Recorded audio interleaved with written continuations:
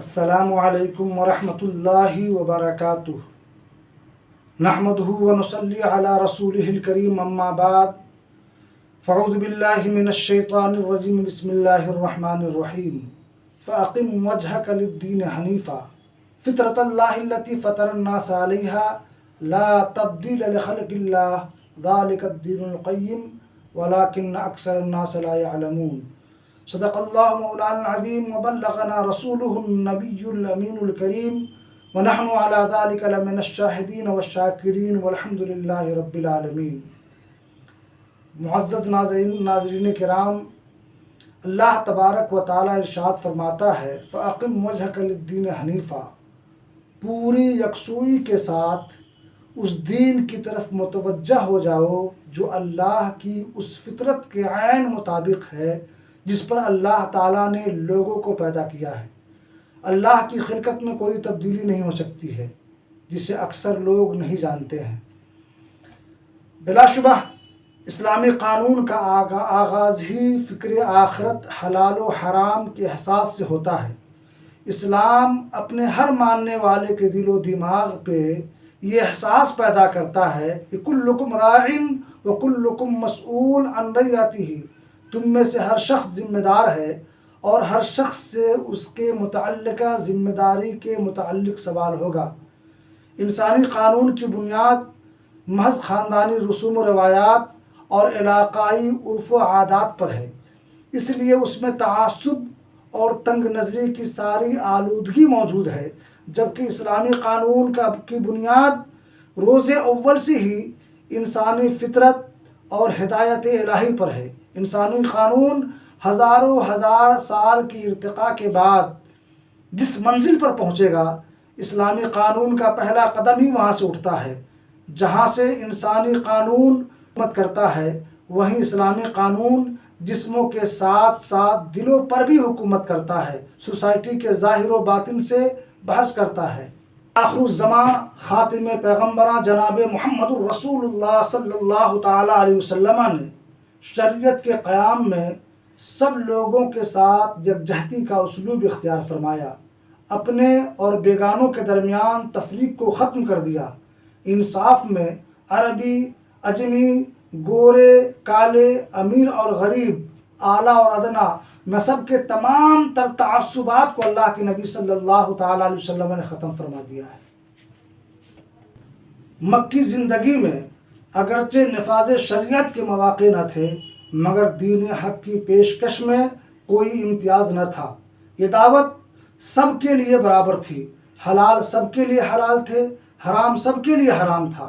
شریعت کے قوانین رنگ و نسل، علاقے اور زبان کے تصورات سے ماورا تھے، سب کے لیے لائق تعمیل تھے۔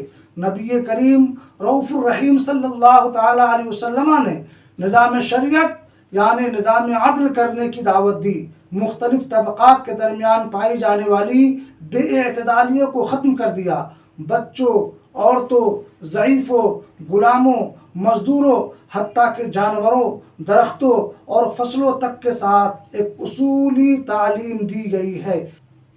دوست تو دوست، دشمن کے ساتھ بھی نرم رویہ اختیار کرنے کی تعلیم دی گئی ہے۔ اللہ تبارک و تعالیٰ قرآن مقدس میں ارشاد فرماتا ہے ان اللہ یأمر بالعدل والاحسان وایتاء ذی القربی وینہی عن الفحشاء والمنکر والبغی یعظکم لعلکم تذکرون۔ اسلام نے عدل و انصاف کے ضوابط متعین کر دیے ہیں، حدود کا نظام واضح فرما دیا ہے، گناہوں کے نوعیت کے ساتھ ساتھ اس کی تعزیرات کو اختیار کرنے کی حدود۔ اسلام نے عدل و انصاف کے ضوابط متعین کر دیے ہیں، حدود کا نظام واضح فرما دیا ہے، گناہوں کے نوعیت کے ساتھ ساتھ اس کی تعزیرات کو اختیار کرنے کی حدود بتا دی ہے۔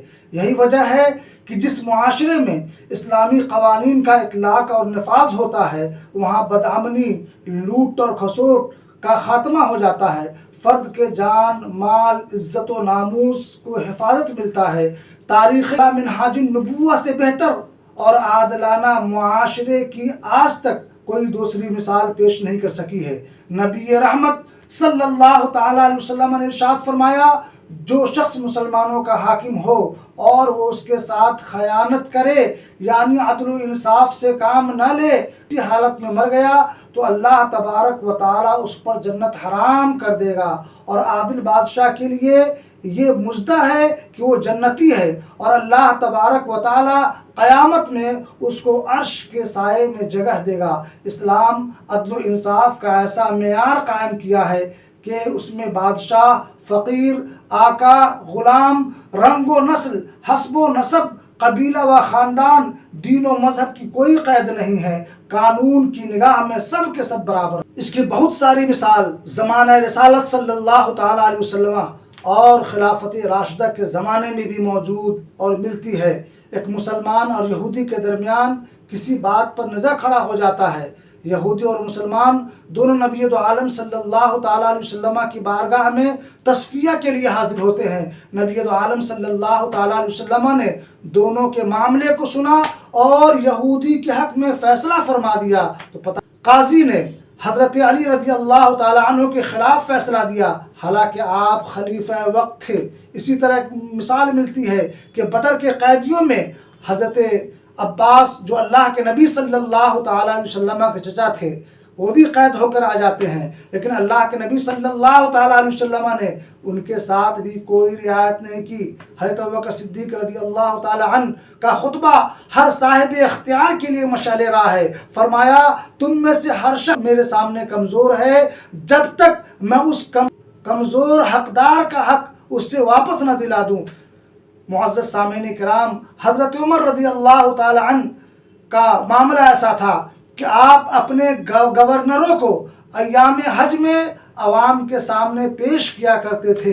پتہ چلا کہ نبی دو عالم صلی اللہ تعالی علیہ وسلم نے جس قانون کا نفاذ فرمایا، آنے والے لوگوں نے، صحابہ کرام نے، اور جب تک خصوصیت کے ساتھ جب تک خلافت راشدہ قائم رہی، تمام کے تمام لوگ اس پہ عمل پیرا تھے اور پورے عالم اسلام میں امن و امان قائم تھا۔ مولا تبارک و تعالیٰ سے دعا ہے کہ مولا تبارک و تعالیٰ ہم سبوں کو اس چند منٹ کی گفتگو سے مستفید و مستنیر ہونے کی توفیق عطا فرمائے۔ آمین ثم آمین۔ السلام علیکم ورحمۃ اللہ وبرکاتہ۔